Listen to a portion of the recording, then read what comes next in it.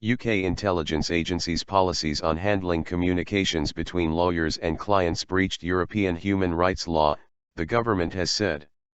In relation to policies applied since 2010, the government admitted a failure over making safeguards public.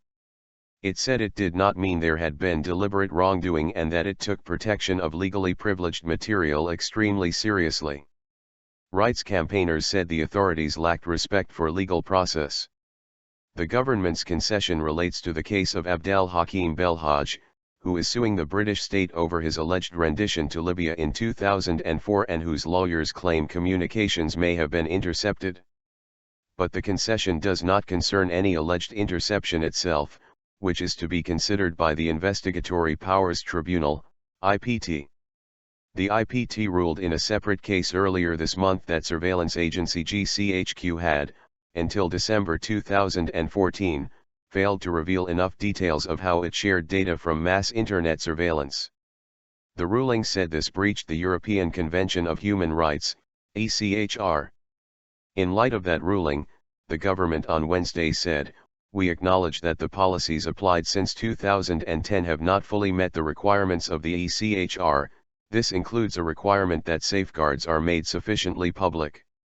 But it added, it does not mean that there was any deliberate wrongdoing on the part of the security and intelligence agencies, which have always taken their obligation to protect legally privileged material extremely seriously.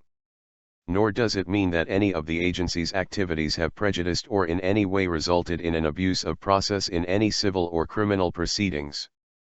The government said the intelligence agencies were already working with the Independent Interception of Communications Commissioner to ensure their policies satisfy all of the UK's human rights obligations.